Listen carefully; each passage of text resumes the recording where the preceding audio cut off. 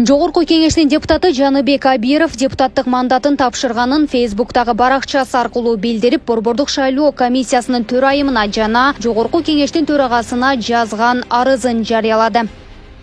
Менин катышуумдагы акыркы болуп өткөн окуя коомчулук арасында кызуу талкуу жаратты. Окуянын олуттуулугун толук түшүнүп, жоопкерчиликти сезип жаткандыгымды жана Кыргыз Республикасынын мыйзамдарына ылайык жоопкерчилик тартууга даяр экендигимди дагы бир жолу баса белгилейм.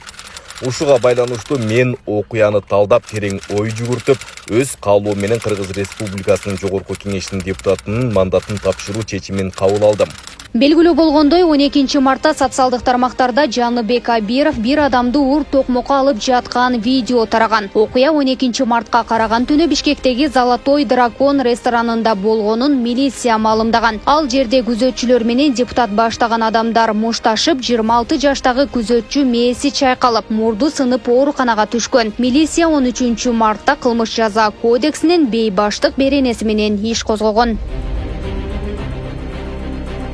Эл өкүлүнүн мындай жоругу коомчулуктун нааразычылыгын жаратып, Абировду жоопкерчиликке тартуу талабы коюлган. Мындан улам башкы прокуратура 14 мартта Абировду жоопкерчиликке тартууга макулдук алуу үчүн Жогорку кеңешке сунуштама киргизгенин кабарлаган. Депутаттын аракетине юридикалык баа берүү үчүн Бишкек шаардык ички иштер башкармалыгынын башкы көзөмөл органына материалдар келип түшкөн. Ал эми 15 мартта эл өкүлү тарабынан сабалган күзөтчү тосмо арыз жазып, эч кандай доосу жок экенин билдирип чыккан.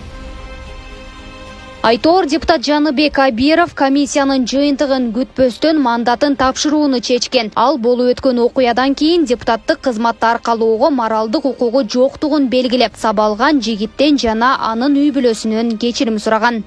Депутаттын бул чечимин коомчулук колдоого алууда. Жөнөкөй жарамбы же чиновник болобу, мыйзам алдында баары бирдей экени дагы бир ирет эске салынды дешет. Белгилей кетсек, Жаныбек Абиров Жогорку кеңешке 2021 жылкы парламенттик шайлоодо Бишкектеги номер 26 Ленин аймагынан бир мандаттуу шайлоодон утуп келген. Гүлдана Момунова, Калыс Өмүралиев, Регион телеканалы, Бишкек шаары.